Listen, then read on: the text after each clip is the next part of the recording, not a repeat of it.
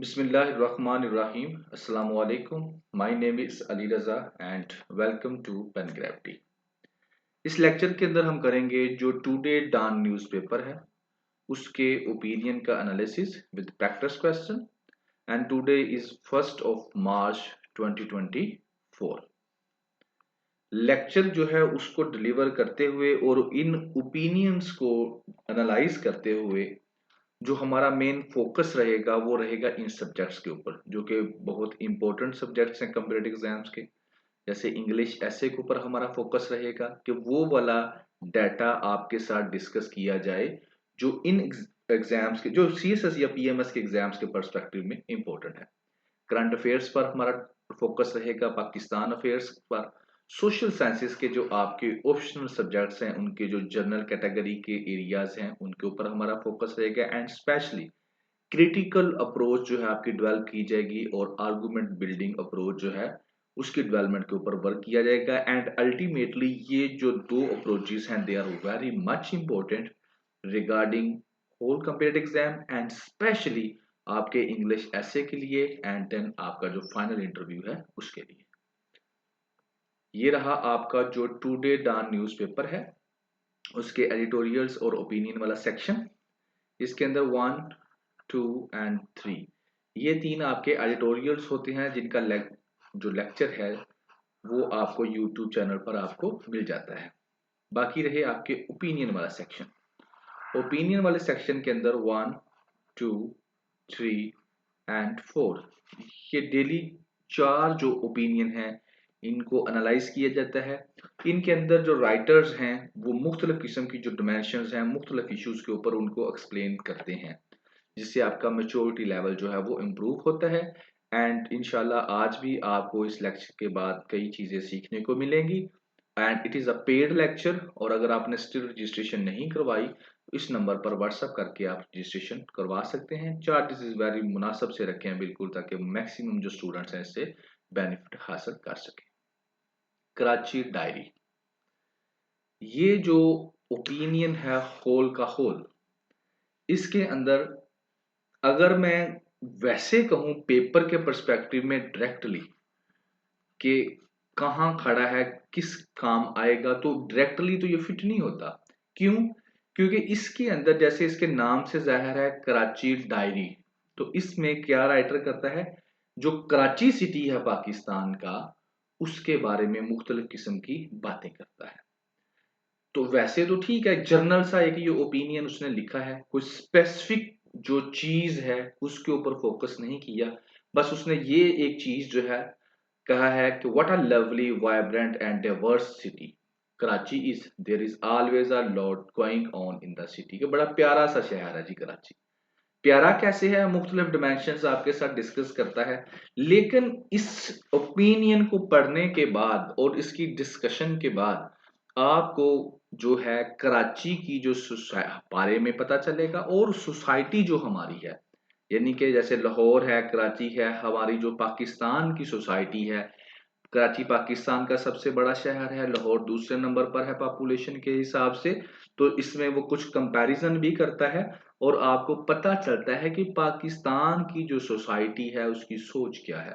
तो ये भी एक ग्राउंड रियलिटीज के ऊपर आपको कुछ चीजें जो है आपके साथ शेयर करेगा जिससे आपको जो है एक जनरल कैटेगरी का व्यू जो है वो पाकिस्तान के बारे में मिलेगा। और अल्टीमेटली इन्हीं बातों को आप फिर आपके ऊपर होता है कि आपकी कैसी एबिलिटी है, आपके पास कैसी जो है आपकी अप्रोच कैसी है, आप कहाँ इसको फिट करते हैं।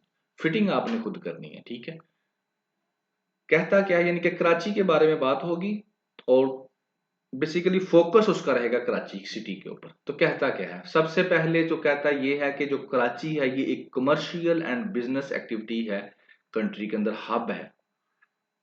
और यहाँ इसको मैं शुरू करने से पहले एक चीज आपको बता दूं, फेडरल कुछ चीजें मैं एक्स्ट्रा इसलिए बताता हूं ताकि आपको जो है पता चले।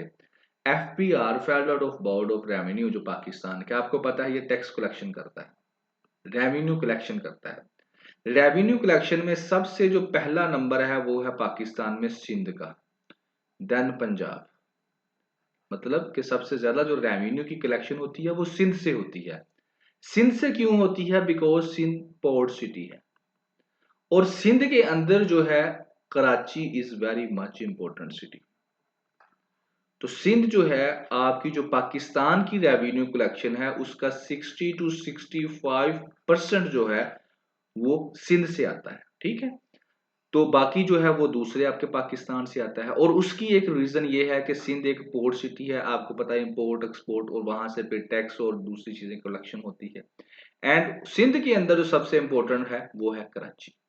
तो कराची क्या है? एक हब है कमर्शियल एंड बिजनेस एक्टिविटी की हमारे मुल्क के अंदर। कराची का वो कहता है ये हब तो है, लेकिन इसका जो इंफ्रास्ट्रक्चर है वो बड़ा पुअर किस्म का है। कराची जो है वो काफी बिजनेस जो है वो जनरेट करता है, कमर्शियल एक्टिविटीज वहां पर होती हैं, और पूरे पाकिस्तान के अंदर जो है ये क्या करता है, इसको फैलाता भी है। लेकिन इसका जो रोड नेटवर्क है ना वो टूटा हुआ है, इंफ्रास्ट्रक्चर जो है ट्रांसपोर्ट का वो इतना अच्छा नहीं है, ठीक है ना। और इसके अलावा पानी की जो सप्लाई है वो बड़ी कम पुअर सी है, और वाटर का जो ड्रेनेज है वो भी अच्छा नहीं है। तो ये साथ साथ आपको चीजों के बता, यहाँ पर ये बात की उसने कि कराची वैसे जो बड़ा अच्छा शहर है बिजनेस पर्सपेक्टिव में, कमर्शियल हब है, लेकिन इसका इंफ्रास्ट्रक्चर बड़ा ही कमजोर है। और फिर इसके बाद जो दूसरी बात करता है वो कराची के लोगों की बात करता है कि बड़े ही ये एक्सट्रीमली जो है कह लें कि अच्छे हैं लोग अपने अपनी फील्ड के अंदर, यानी कि उन पे ऊपर ये है कि जो काम वो करना चाहते हैं ना वो करते हैं, ये नहीं है कि वो सोचते रहते हैं। तो ये इनके बारे में वो बताता है। तो ये एक चीज बता दी लोगों के बारे में बता दी। अभी सिटी कराची जो सिटी है उसके मुख्तलिफ चीजों के बारे में आपके साथ डिस्कस करता जाएगा। उसके बाद कहता है कि जो कराची है ये एक diverse in ethnic religious and linguistic terms में बहुत ज्यादा डाइवर्स है लाहौर की निस्बत। यानी कि आपको कराची में जुबान के हिसाब से, मजहब के हिसाब से और एथनिसिटी के हिसाब से जो है ज्यादा लोग मिलते हैं एज कंपेयर टू लाहौर। और उसकी एक रीजन है वो भी मैं यहाँ पर ऐड कर देता हूँ। वो क्या है? वो ये है कि कराची को कहा जाता है सिटी ऑफ माइग्रेंट्स। यहाँ पर माइग्रेट करके लोग जो हैं वो आए हैं। पहले जब पाकिस्तान बना तब भी लोग थ्रू जो है सी के थ्रू जो है कराची पहुंचे, और इसके बाद अब भी पूरे पाकिस्तान से जो लोग हैं ये कराची जाते हैं। क्यों जाते हैं? Because it is a commercial point.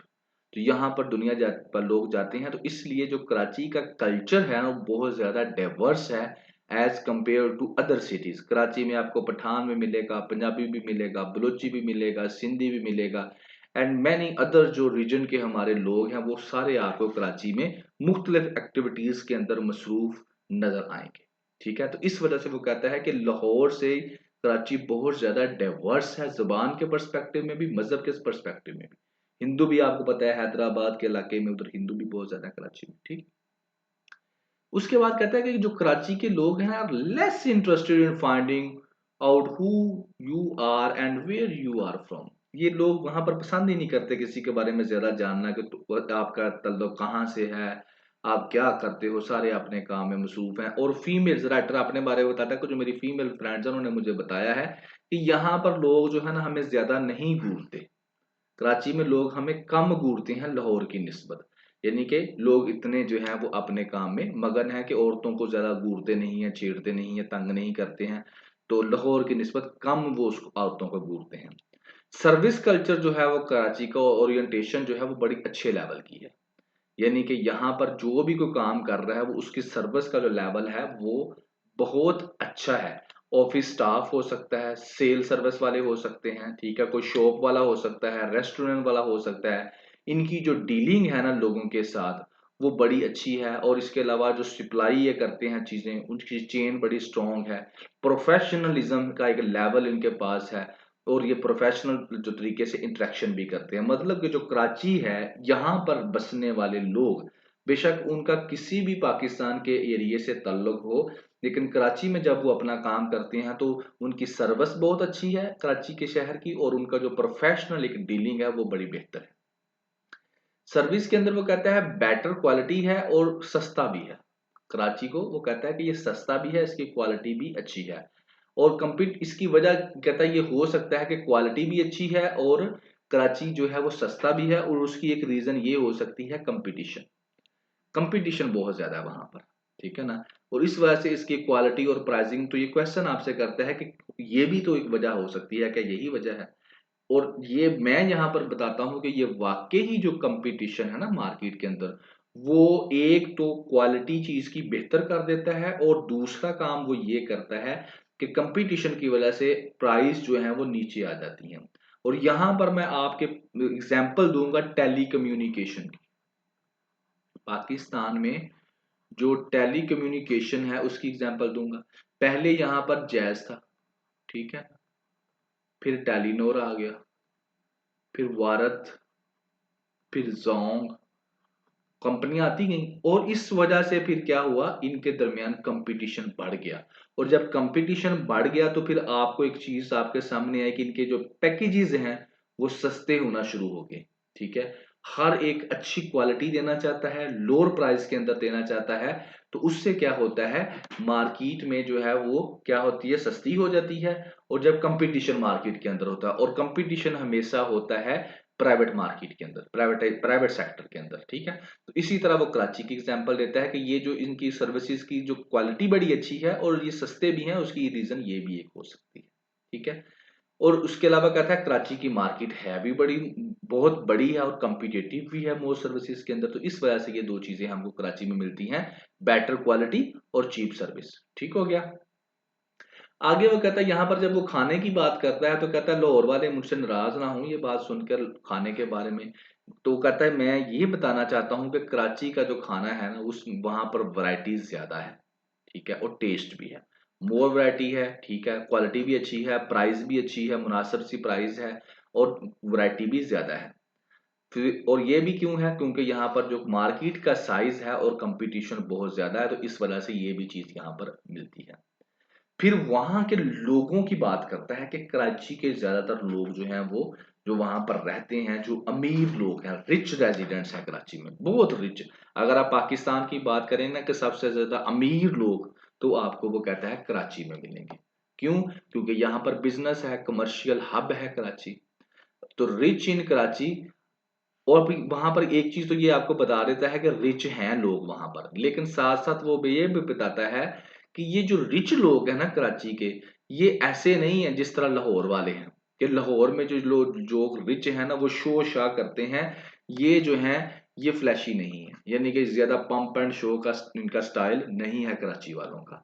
ना ये बहुत ज्यादा लग्जरीज कार रखते हैं, ठीक है ना, ना अपने घर बहुत बड़े बड़े किस्म के ये जो ज्यादातर जो रिच वैसे तो हैं वहां पर अल्टीमेटली, लेकिन जो ज्यादातर रिच हैं वो इन चीजों को प्रेफर नहीं करते। उनके जो ड्रेस हैं, एसेसरीज हैं, वो बड़ी नॉर्मल वो यूज करते हैं। एक इस तरह की वो लाइफस्टाइल अपना पसंद करते हैं लाहौर की निस्बत। लाहौर में पंप एंड शो बहुत ज्यादा है, लग्जरीज कारें बहुत ज्यादा हैं, जिनके पास पैसा है वो शो बहुत ज्यादा करवाते हैं। लेकिन यहाँ पर वो कहता है कि ये मे बी इस वजह से हो कि जो लॉ एंड ऑर्डर की सिचुएशन है ना कराची सिटी की, वो बड़ी खराब है। तो इस वजह से हो सकता है कि लोग जो हैं ये पंप एंड शो ना करवाना चाहें, कि अगर हम ये पंप एंड शो करवाएंगे तो हमें जो है किसी किस्म का जो है लॉ एंड ऑर्डर की सिचुएशन खराब है, तो हमारे लिए प्रॉब्लम पैदा हो सकती है। आगे वो अगली बात करता है कि सिक्योरिटी के पर्सपेक्टिव में जो यहाँ पर लोग रहते हैं ना, उनको थोड़ा सा मसले मसाइल हैं। तकरीबन कहता है कि यहाँ पर क्या है, आम गार्ड जो हैं सिटी के अंदर जो आपको रिकॉर्डेड नंबर में मिलेंगे, ठीक हो गया। मोबाइल स्नैचिंग केसेस बहुत ज्यादा हैं कराची के अंदर, हर दूसरा every person has a personal और सेकेंडरी इंसिडेंट। हर बंदे के साथ एक दफा या दो दफा तकरीबन ये इंसिडेंट हो चुका होता है। अगर उसके साथ नहीं हुआ तो उसके कोई इमीडिएट जो उसका साथी है, कुलीग है, रिश्तेदार है, उसके साथ ये मामला जरूर हुआ होगा। तो इसलिए वहां पर लोग जो हैं दो मोबाइल रखते हैं, ठीक है ना। तो या फिर दो मोबाइल रखते हैं, एक सस्ते वाला एक महंगे वाला, या फिर सिंपल सा मोबाइल लोग रखते हैं, ज्यादा महंगा लोग मोबाइल नहीं रखते। क्योंकि उनको पता है कि अगर मोबाइल स्नैचिंग का काम हो जाता है हमारे उनके साथ इंसिडेंट, तो उनको जो है थोड़ा कॉस्ट जो है वो इतनी ज्यादा ना हो मोबाइल की, ताकि वो अपना जो नुकसान है उसका बर्दाश्त कर सके। अब ये चीजें हैं ये कराची के अंदर हो रही हैं। पब्लिक स्पेसिस की बात करता है, कहता है पब्लिक स्पेसिस के अंदर आपको वहां पर औरतें जो हैं वो ज्यादा मिलेंगी। जैसे कि पब्लिक स्पेसिस क्या होती हैं, जहाँ पर पब्लिक जाती है एंटरटेनमेंट करने के लिए, आपके पार्क्स हो सकते हैं, आपके और मुख्तलिफ जगह जहाँ पर भी आप जाएं और इंजॉयमेंट करें, तो वहां पर कहता है कराची में आपको औरतें ज्यादा मिलेंगी। लेकिन कहता है यहाँ पर जो मोटरसाइकिल और स्कूटर्स को ड्राइव करते हुए कराची में औरतें आपको कम मिलेंगी लाहौर की निस्बत। ठीक है ना। और इसको कहते हैं आप लिंक कर सकते हैं लॉ एंड ऑर्डर जो और इनसिक्योरिटी के साथ। इस वजह से कराची में जो औरतें हैं वो बाइक वगैरह कम चलाती हैं।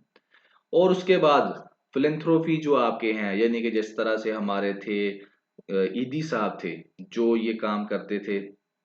अब इसकी मुझे उर्दू मेरे जहन में नहीं आ रही, सॉरी टू से। ये जो रजाकराना तौर पर मुख्तलिफ किस्म के जो काम करते हैं अल्लाह की राह में, तो वो बहुत ज्यादा है कराची के अंदर। ठीक है ना। कराची लाहौर और इस्लामाबाद की निस्बत कराची में कहता है बहुत ज्यादा है ऐसे लोग जो हैं। हर गली में जो है ना आपको बोर्ड्स नजर आएंगे ट्रस्ट के, फाउंडेशंस के, जो कि मुख्तलिफ एरियाज के अंदर काम कर रही हैं, जैसे एजुकेशन है, हेल्थ है, फूड है, सोशल वेलफेयर है। तो कराची इज अ गरीब परवर सिटी। गरीबों का जो है ये क्या करता है, मदावा करता है। गरीब परवर सिटी इसका नाम है कराची का। ठीक है जी, इसको आप कह सकते हैं कि वहां पर जो है ये फिलंथ्रोपी के जो है लोग बहुत ज्यादा है। ठीक हो गया जी। तो इसका अब बस आपको समझ आ गई होगी जिस तरह से हमारे जो है अब्दुल सत्तार ईदी साहब थे उनका भी कराची से ताल्लुक था। इस तरह भी ये चीपा वाले साहब हैं तो ये भी कर रहे हैं। तो इस तरह और बहुत सारी फाउंडेशंस हैं, ऑर्गेनाइजेशंस हैं, तो ये जितने भी पाकिस्तान के अंदर वर्किंग कर रही हैं सबसे ज्यादा जो है वो कहाँ से जिन उनका ताल्लुक है, उन लोगों का कराची से ताल्लुक है। तो एक चीज ये है कराची की। फिर वो फाइनली वो कह देता है कि what a lovely vibrant and diverse city Karachi is. बहुत प्यारा शहर है जी, बड़ा लवली सा वाइब्रेंट सा सिटी शहर है। हर टाइम यहाँ पर कुछ ना कुछ कहता है चलता ही रहता है। फिर वो आगे लास्ट में कहता है कि अगर फेडरल और प्रोविंशियल गवर्नमेंट जो है ना वो फोकस करे इस पे, थोड़ा सा और ज्यादा फोकस करे इसके इंफ्रास्ट्रक्चर पर, इसकी ट्रांसपोर्टेशन पर, तो क्या हो सकता है। The heart of Pakistan Karachi के बारे में कहता है। ये और ज्यादा जो लाइफ और एक्टिविटी जो है ना वो not just for the residents of the city but the entire country. लेकिन वो कहता ये है कि यहाँ पर फेडरल गवर्नमेंट और प्रोविंशियल गवर्नमेंट जो है थोड़ा सा और ज्यादा फोकस करे, इसका इंफ्रास्ट्रक्चर बेहतर कर दे, इसका ट्रांसपोर्टेशन का जो सिस्टम है उसको बेहतर कर दे। तो ये जो कराची शहर है जिसको हम हार्ट ऑफ पाकिस्तान, पाकिस्तान का दिल भी कहते हैं, ये सिर्फ वहां के जो रहने वाले लोग हैं उनके लिए जो है बेनिफिशियल नहीं होगा, बल्कि पूरे के पूरे पाकिस्तान के लिए ये क्या होगा, बेनिफिशियल होगा। तो ये थी जो फर्स्ट ओपिनियन। इसके अंदर बेसिकली जो है कराची शहर के हमने डिफरेंट डिमेंशंस की बात की, और यहाँ पर आपने देखा कुछ सोशल इश्यूज भी आपके सामने आए, जैसे कि मोबाइल स्नैचिंग हमने देखी। वहां पर लॉ एंड ऑर्डर की जो सूरत हाल है वो बहुत ज्यादा खराब है, जिसकी वजह से लोगों से अब मोबाइल स्नैचिंग होती है। लड़कियां जो वुमेन्स हैं वो स्कूटी वगैरह कम चलाती हैं। ये इस तरह की चीजें होगी। फिर लोगों का रहन सहन, रिच लोग जो हैं वो भी ज्यादा जो है पंप एंड शो नहीं करते। फिर फूड्स वगैरह हमने देखे, पंप एंड शो क्यों नहीं करते, लॉ एंड ऑर्डर की वजह से। तो जस्ट लाइक दिस आपने इन इश्यूज को जो है, इस इंफ्रास्ट्रक्चर उनका खराब है बहुत ज्यादा। वो जो इसके साथ साथ सैनिटेशन का प्रॉब्लम है, क्लीन ड्रिंकिंग वाटर का प्रॉब्लम है कराची के अंदर। तो these are the few areas जो आपके हेल्पफुल रहेंगे आपके लिए whenever you are going to discuss और you are going to write about Pakistan. Ultimately Pakistan का सबसे बड़ा शहर है कराची। तो अगर उसमें ये प्रॉब्लम्स हैं तो it means these are the problem of Pakistan. ठीक है ना।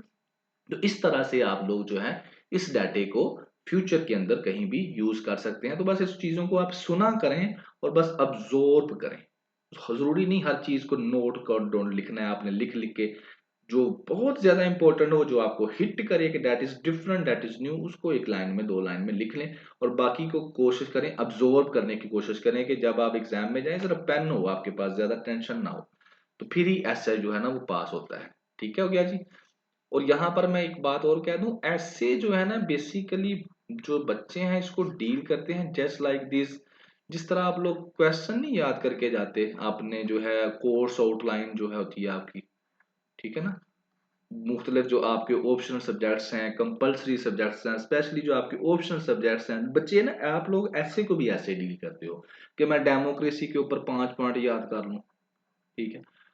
मैं क्लाइमेट चेंज के ऊपर जो है क्या करूं, क्लाइमेट चेंज जी इसके ऊपर मैंने इसकी 5 काजेज लिख ली, 5 इफेक्ट्स लिख लिए, 5 सॉल्यूशंस लिख लिए और इसको मैंने रट्टा लगा लिया, याद कर लिया। It is just not like this. It is different. वो आपसे बहुत रेयरली है कि वो आपसे सीधा सीधा कहेगा जी क्लाइमेट चेंज के जो है ना काजेस इफेक्ट्स एंड सोल्यूशन बताएं। तो ये जो चीज है ना कि याद करना, ये कोई इतनी अच्छी अप्रोच नहीं है ऐसे को लेकर। अब करना कैसे है कि आपको पहले तो पता होना चाहिए मेन आइडिया कि क्लाइमेट चेंज क्या है भाई। उसके लिए आप कहीं से पढ़ें, कहीं से सुने, बस आपको क्लैरिटी होनी चाहिए। जिस तरह आपको क्लैरिटी है 2+2=4 की, इसकी पूरी हिस्टोरी का पता होना चाहिए। उसके बाद फिर आप जब स्टोरी कवर हो जाएगी ना, तो आपको साथ ये सारी चीजें क्लियर हो जाएंगी कि ये क्यों है, किस वजह से है, इस कहाँ से आया है, कब आया है, और अब कहाँ खड़ा है, और इसको कैसे हल कर सकते हैं, फ्यूचर में क्या क्या हो सकता है। और उसके साथ साथ आप टच रहें, जो करंट जो भी इसके अंदर जो है बेहतरी आती है उसके साथ साथ आप सुनते रहें। जब आप बेहतरी सुनते रहेंगे तो ये चीजें अल्टीमेटली बार बार रिवाइज होंगी इसकी, तो आपको अल्टीमेटली याद हो जाएगा। तो इस तरह से आपको जो है ना पता होना चाहिए, ताकि वो जब क्लाइमेट चेंज को किसी भी डिमेंशन में मोड़े तो उसके साथ आप भी मुड़ जाएं। आप बस इधर ही ना बैठे रहें काजेज इफेक्ट सॉल्यूशंस के ऊपर। अगर काजेज इफेक्ट सॉल्यूशंस के ऊपर ही सिर्फ बैठे रहेंगे 5-5 पॉइंट्स याद करके, तो फिर मुश्किल हो जाएगी, बहुत ज्यादा मुश्किल। क्या होगी फिर, जाहिर है आप अगर मेहनत कर रहे हैं, साल 2-3 लगा रहे हैं और एंड पे जीरो है, तो वो तो फिर मुश्किल ही है ना। बहरहाल रीथिंकिंग पीस, रीथिंकिंग पीस के अंदर जो राइटर है वो क्या करता है, वो बेसिकली इसके अंदर आपके साथ बात करेगा फलस्तीन की। और फलस्तीन की बात वो क्या करता है, वो बात ये करता है कि यार फलस्तीन का आप लोग कह रहे हो 2 स्टेट सोल्यूशन कहते हो कर देना चाहिए, लेकिन वो कहता है ये जो 2 स्टेट सोल्यूशन है ना, ये पीस नहीं लेके आएगा। क्यों? The fragmented nature of the propose Palestine state calls into question the effectiveness of the 2 state solution as a path to peace। ये जो है ना, इस पीस जो है ना इससे नहीं आने वाला उसके पर्सपेक्टिव में। ठीक है। अब बेसिकली वो क्या कहता है, वो ये कहता है कि जनाब आप लोगों की और मेजोरिटी ऑफ द वर्ल्ड की फलस्तीन को लेके ये अप्रोच है कि इसका 2 स्टेट सोल्यूशन कर दिया जाए तो पीस आ जाएगा उस रीजन के अंदर। उस रीजन में क्या आ जाएगा, पीस हो जाएगा। लेकिन वो कहता है ऐसा नहीं होने वाला। पीस कैसे आएगा, जब ये जो है प्यार मोहब्बत से सारे रह लेंगे ना इकट्ठे, तो फिर पीस आएगा। अगर आप इसको चाहते हैं ना कि इसको अलग-अलग करके फलस्तीन को और इसराइल को अलग कर दिया जाए, तो उससे 2 स्टेट सॉल्यूशन से पीस आएगा, तो वो नहीं आएगा। और उसकी वो एक रीजन बताता है कि जो फलस्तीन की ज्योग्राफी है, ये देखें, ये जो फलस्तीन की ज्योग्राफी है, फलस्तीन 2 हिस्से हैं, एक ये है, एक ये है। वेस्ट बैंक और गजा, इन दोनों को मिलाएं तो बनता है फालस्तीन। इसके दरमियान में आपको नजर आ रहा है सारे का सारा इसराइल। तो कहता है अगर आप 2 स्टेट सोल्यूशन कर देते हैं तो एक तो हो गया इसराइल, और दूसरी तरफ फलस्तीन। फलस्तीन के पहले 2 हिस्से हैं। तो फिर कहता है ये जो इसकी स्कैटर्ड सी जो है ना, फ्रेगमेंटेड सी जो इसकी ज्योग्राफी है ना, तो ये पीस नहीं डेवलप कर पाएगी। या तो ये इकट्ठा होता फिर चलो बात और थी। अब एक हिस्सा इधर है, एक हिस्सा इधर है, तो ये पीस जो आप इस तरह से करना चाह रहे हैं, वो पीस जो है इससे नहीं आने वाला। तो ये इसकी बेसिकली अप्रोच है और इसके ऊपर ये लिखता है। और ये कुछ हद तक सही भी कह रहा है। वो कैसे कह रहा है, वो मैं इस ओपिनियन से हटकर भी आपके साथ बात करके आपको एंड पर बताता हूँ। बहरहाल ये मेन पॉइंट था और इसी के ऊपर वो लिखता है। ज्यादा बातें नहीं है, कुछ बातें वो इधर उधर की, लेकिन मेन पॉइंट यही है। ठीक है, तो इसके ऊपर हम अब देखते हैं। तो बात कहाँ से शुरू होती है, बात होती है यहाँ से शुरू। ये एक आप मैप देख रहे हैं, ये है नंबर 1 और ये है नंबर 2। ठीक है, ये पूरा एक मैप है ये, और ये सारे का सारा जो आपको नजर आ रहा है, ये है सारे का सारा इसराइल। ये है वेस्ट बैंक और ये है गजा। अब गजा के अंदर जो है October 7 आई थिंक सो 2023, ये जो नॉर्थन गजा है और ये है साउथर्न गजा, और यहाँ पर रफा है और ये है आपका इजिप्ट, इसके साथ बॉर्डर लगता है। नॉर्थन गजा से जो है अटैक हमास वाले जो हैं करते हैं जनाब इसराइल पर, और इसराइल उसके रिस्पॉन्स में फिर आगे से अपना अटैक करता है। और इसराइल फिर अटैक करते करते लोगों को यहाँ से धकेलते धकेलते धकेलते धकेलते अब योग जो है वो यहाँ पर आ चुके हैं। अब वो चाहता है इधर से भी इनको धकेल के इजिप्ट में फेंक दूं, और ये सारे का सारा जो एरिया है इसको मैं क्या कर लूं, अपने अंडर कर लूं। That is the right no approach of Israel. Egypt वाले जो हैं वो इनको अपने मुल्क में दाखिल नहीं होने देना चाह रहे, वो उनकी अपनी एक मजबूरी है। ठीक है, तो यहाँ से जो है वो अब स्टोरी सारी शुरू होती है। पीछे तो ज़ाहिर है इसकी बहुत लंबी हिस्ट्री है, लेकिन यहाँ से स्टोरी शुरू होती है। और अब जो है ज़ाहिर है इस लड़ाई को, ये जो गजा पर चल रही है, यूएसए के अंदर जो है वो इलेक्शन होने वाला है। तो उससे पहले पहले अब जो बाइडेन जो साहब हैं, यंगस्टर जो हैं स्पेशली जो यूएसए के हैं, वो हो चुके हैं इनके अगेंस्ट, और ख़ास तौर पे मुस्लिम्स भी। तो इसका मतलब है कि जो बाइडेन को मुसलमानों के वोट नहीं मिलने वाले और काफ़ी यंगस्टर्स के भी नहीं मिलने वाले, तो इसके जो डेमोक्रेटिक पार्टी है अमेरिका की, उसके हारने के चांसेस बहुत ज़्यादा हो चुके हैं। लिहाजा अब वो ये कोशिश कर रहे हैं कि किसी तरीके से अब यहाँ पर सीज फायर करवा के थोड़े से अच्छे अपना जो तासर दुनिया के सामने दे के तो वोट जो है ना अपना इलेक्शन जीता जाए। बहरहाल, तो अब जो है इसके ऊपर वर्किंग हो रही है कि टू स्टेट सोल्यूशन इनका करवा दिया जाए। लेकिन अब ये जो ओपिनियन लिखने वाला है वो ये कहता है कि टू स्टेट सोल्यूशन जो है ये फलस्तीन वालों के हक में नहीं है, क्योंकि फलस्तीन जो है बेसिकली दो हिस्सों में तो पहले ही टूटा पड़ा हुआ है। एक यहाँ पर हिस्सा है और एक यहाँ पर हिस्सा है, और फिर जो असल फलस्तीन था उसके ऊपर भी कोई नहीं आ रहा, वो सारे का सारा इसराइल वालों ने ले लिखा है। तो लिहाजा वो कहता है ये जो अप्रोच है ये इतनी वर्केबल नहीं होगी फलस्तीन वालों के लिए। तो ये वो बात करता है बेसिकली। आगे वो एक्सप्लेन यही चीजें करता है, ये आप देख लें। फलस्तीन इसराइल कॉन्फ्लिक्ट है, एडवोकेसी टू स्टेट सोल्यूशन के बारे में क्या कहा जा रहा है, इसराइल की जो ऑक्यूपेशन है उसको रिजोल्व किया जाए। इसको कौन कौन सपोर्ट करता है टू स्टेट सोल्यूशन को? फलस्तीन की जो अथॉरिटी है, आपको पता है वेस्ट बैंक के अंदर फलस्तीनी अथॉरिटी की हुकूमत है, वो मुस्लिम कंट्रीज जिसके अंदर पाकिस्तान भी शामिल है वो भी यही कहता है टू स्टेट सोल्यूशन हो जाए। यूएसए की जो फॉरेन पॉलिसी है उसका कॉर्नर स्टोन भी यही है, यूएसए भी यही चाहता है। तो अभी जो है ये बेसिकली यही सारे चाह रहे हैं, लेकिन ये इंटरप्ले है बिटवीन द आर्म्ड रेजिस्टेंस। अभी आर्म्ड रेजिस्टेंस भी वहां पर चल रही है आपके सामने, और साथ में डिप्लोमेटिक जो काम शुरू हो गया है, ये दोनों का मिक्सचर हमारे सामने है। तो ये है बेसिकली जो चाह रहे हैं टू स्टेट सोल्यूशन हो जाए। तो वो कहता है इससे पहले कि हम आगे चलें, थोड़ा सा इसकी जो है ओरिजिन का जो कंसेप्ट है इसराइल का फलस्तीन का, उसके ऊपर थोड़ा सा हम देख लेते हैं। तो कहता है चलें ट्रैक बैक टू नवंबर 1947, वहां पर चलते हैं। वहां पर क्या होता है, यूनाइटेड नेशंस की जो जनरल असेंबली है वो रेजोल्यूशन 181 जो है वो प्रोपोज करती है the partition of the territory. इस टेरिटरी की क्या कर दी जाए, पार्टीशन कर दी जाए, allocating approximately 55% of the Zionist movement, ठीक है ना, to the Zionist movement comprise mainly European immigrants. अब ये कौन है, ये यूनाइटेड नेशंस जनरल असेंबली का रेजोल्यूशन 181 जो है 1947 में ये कहता है कि इसके दो टोटे कर दें, दो टुकड़े कर दें, और एक टुकड़ा जिसके जो कि तकरीबन 55% है वो किसको दिया दिया जाए, जायोनिस्ट को, जो कि जैविश एक मूवमेंट है उनको दे दिया जाए। और ये ज्यादातर लोग कहाँ से आते हैं, यूरोप से आते हैं, जिनको हिटलर ने जो है वर्ल्ड वार जो 2 थी उसके अंदर जो इनके साथ ज्यादती हुई, तो उसकी शक्ल में ये फिर यहाँ पर पहुंच जाते हैं। तो ये हैं जी वो वाले लोग, तो इनको 55% दे दिया जाए।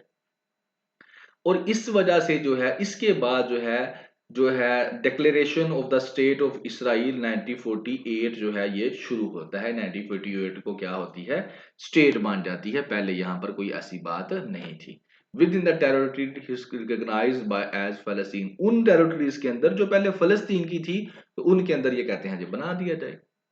इसके बाद हो इसी वजह से फिर जंग हो जाती है, ठीक है ना। और इस जंग के अंदर जो जायोनिस्ट हैं वो क्या कर देते हैं, एक्सपैंड करते हैं, अपना कंट्रोल बढ़ा देते हैं, और 78% ऑफ द लैंड जो है उस पर काबज हो जाते हैं।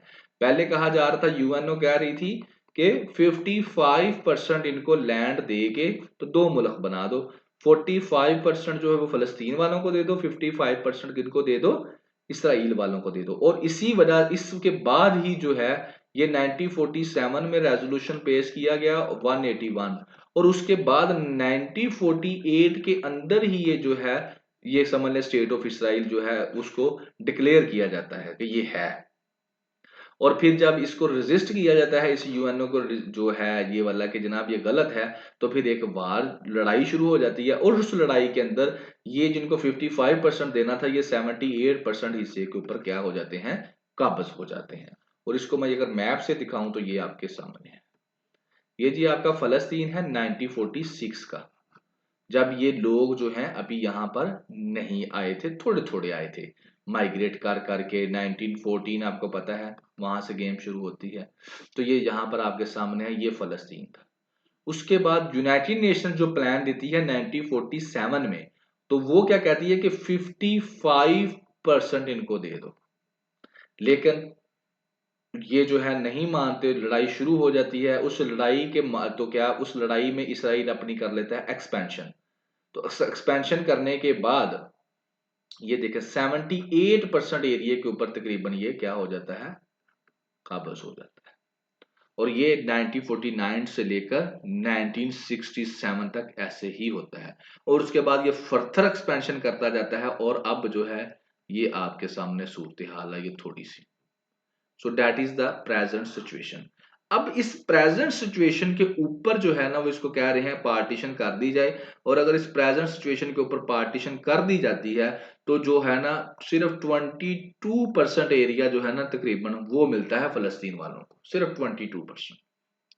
और इसके ऊपर वो कहते हैं ये फैसला भी गलत है और साथ में ये ज्योग्राफी भी है, ये भी इनकी बचती उनके पास कुछ नहीं है। बहरहाल 1967 की होती है वार। फिर जैसे ये आपने देखा ना 1967 की जब वार होती है तो उस वार के अंदर भी क्या हो जाता है, फिर इसराइल जो है वो सीज कर लेता है जो रिमेनिंग टेरिटरीज थी previously head bye Jordan and Egypt.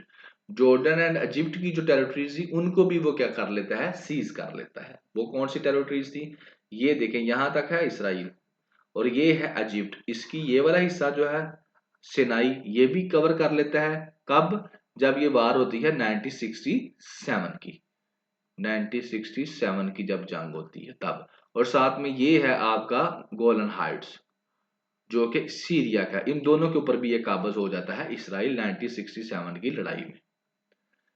बहरहाल ये चीजें हो जाती हैं। उसके बाद वो कहता है कि जो अब फोकस किया जा रहा है उसके ऊपर ये है कि 22% जो हिस्टोरिकल फलस्तीन था उसके ऊपर क्या किया जाए। ये सजेशन दी जा रही है कि इसको फलस्तीन को स्टेट को डिवाइड कर दिया जाए into two regions, West Bank and Gaza with Israel situated between them. इस तरह से क्या कर दिया जाए, इसको कर दिया जाए जस्ट लाइक दिस।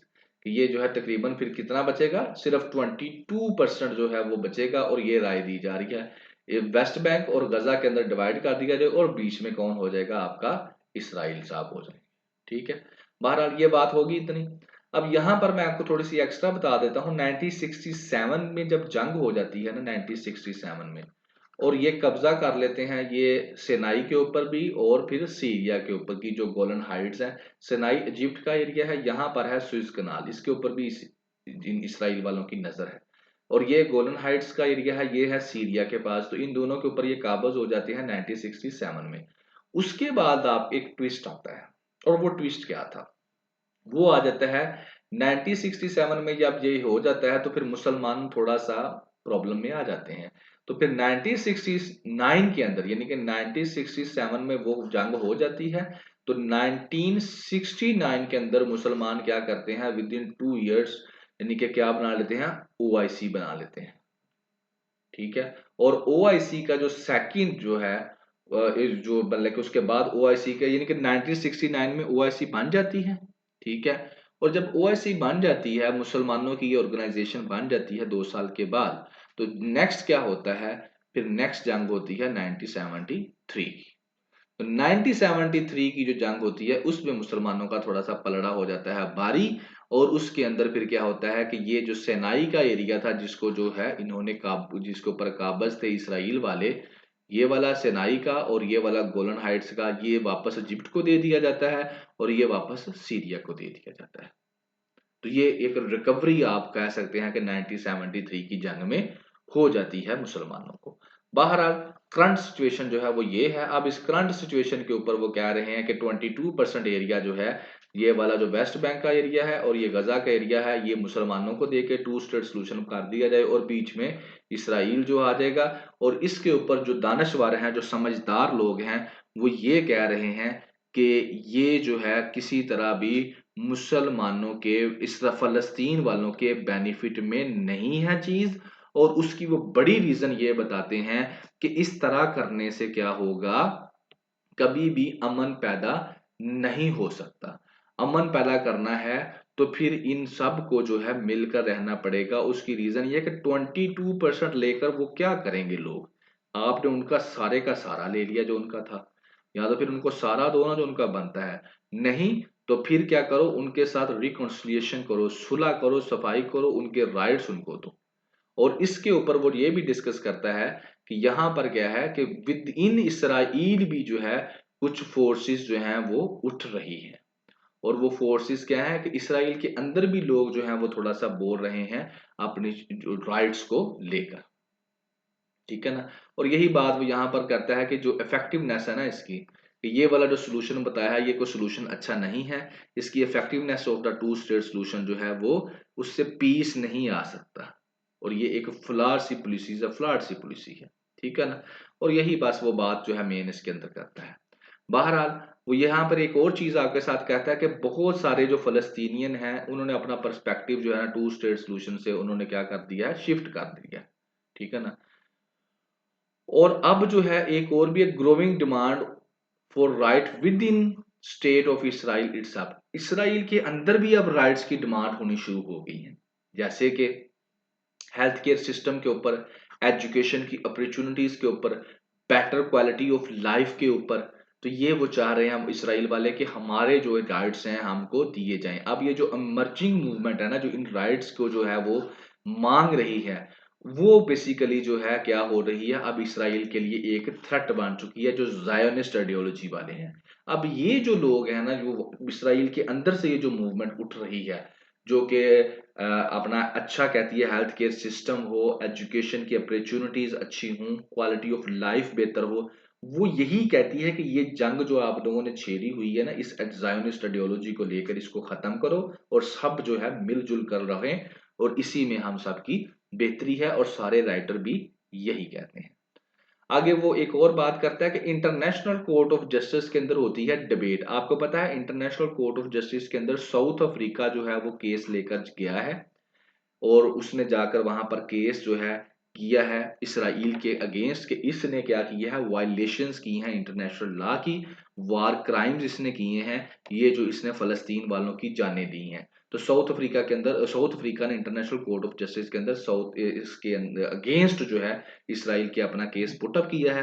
और उसने साथ ये भी कहा है कि इसकी प्रॉपर इन्वेस्टिगेशन की जाए और इसराइल की जो है अकाउंटेबिलिटी की जाए।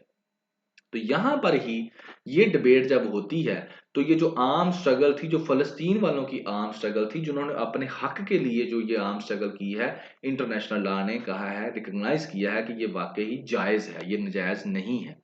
कि अगर वो आजादी के लिए कोई अपना आर्म स्ट्रगल करता है तो वो गलत नहीं है।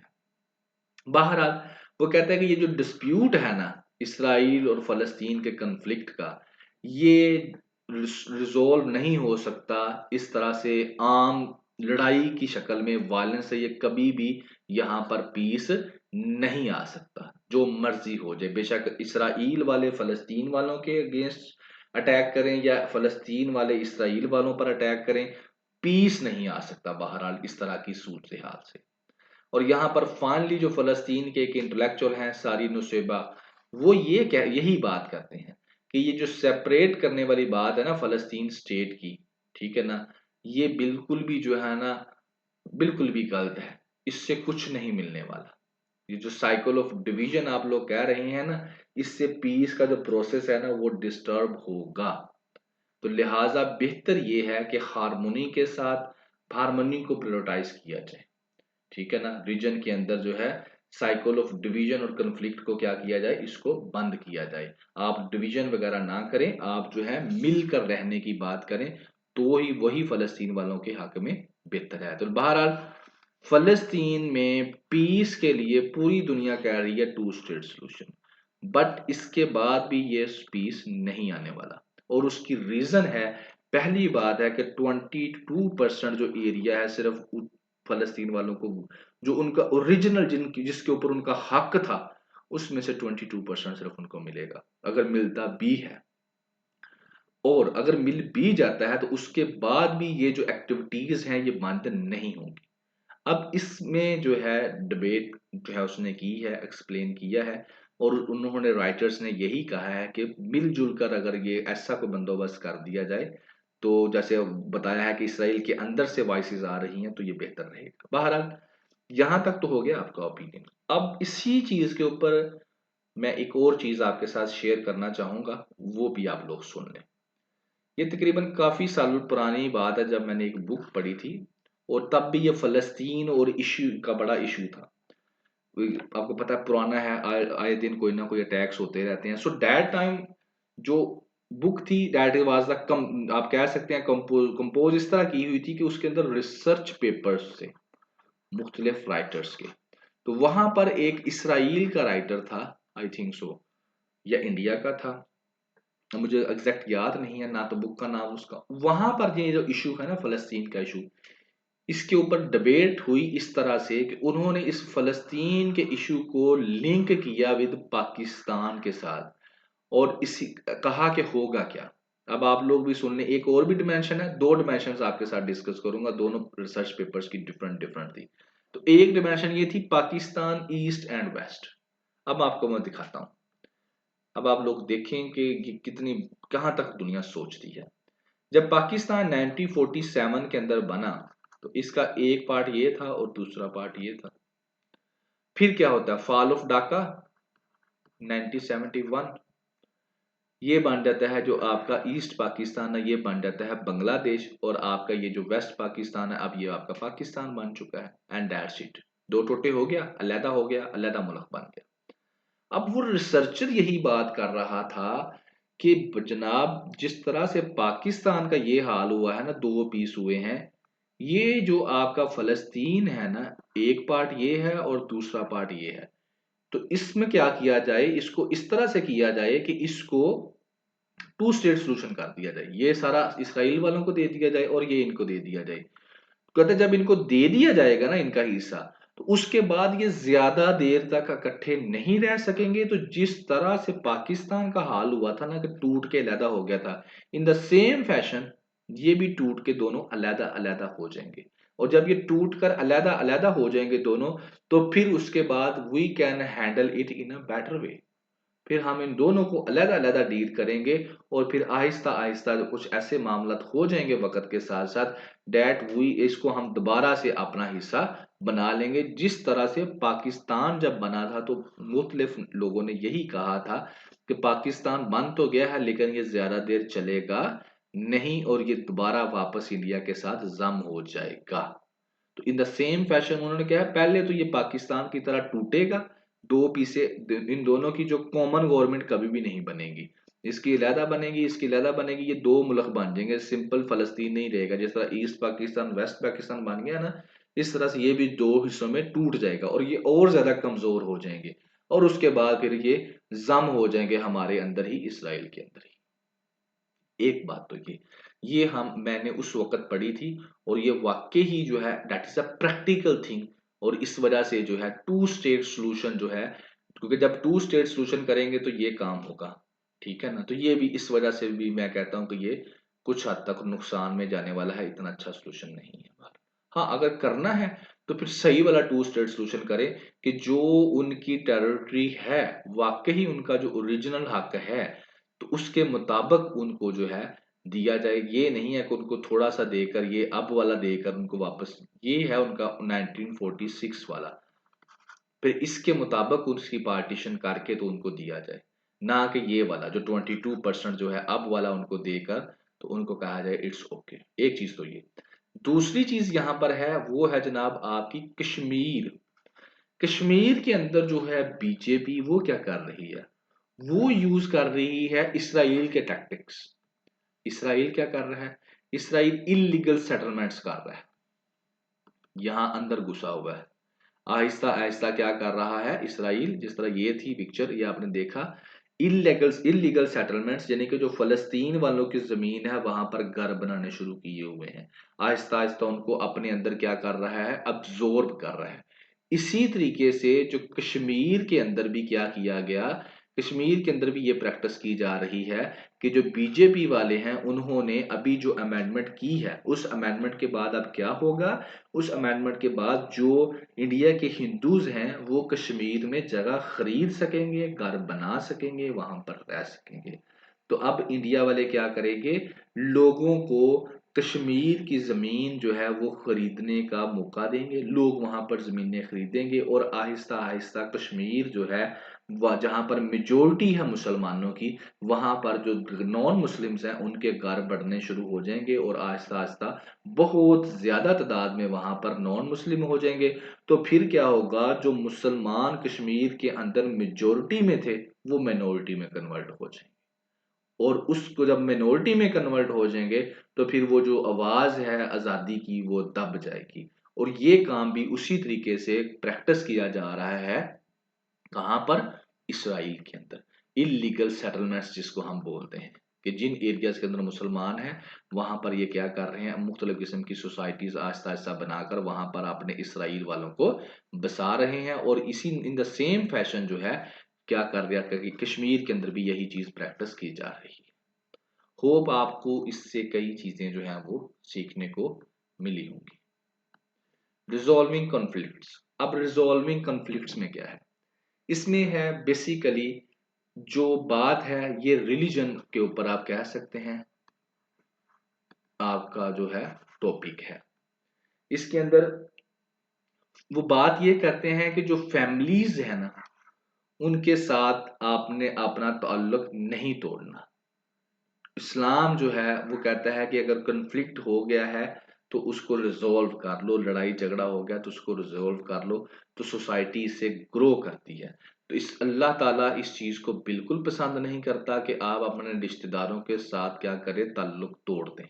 अल्लाह को ये चीज बिल्कुल भी पसंद नहीं है कि अल्लाह ने जिन लोगों को आपके लिए चूज किया है, आपका बहन, आपका भाई, आपकी बीवी, आपका हस्बैंड, आपके बच्चे, तो आप उनके साथ जो है ड्यू टू सम छोटी छोटी रीजंस की वजह से आप ला तल्लक हो जाते हैं, उनको छोड़ देते हैं, मिलना बंद कर देते हैं, बोलना बंद कर देते हैं, बोलचाल बंद कर देते हैं।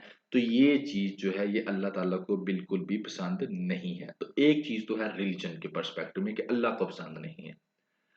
दूसरी चीज इसके अंदर आप जर्नल कैटेगरी के सोसाइटी को भी डिस्कस कर सकते हैं, जस्टिस सिस्टम को भी आप लोग इसके अंदर डिस्कस कर सकते हैं।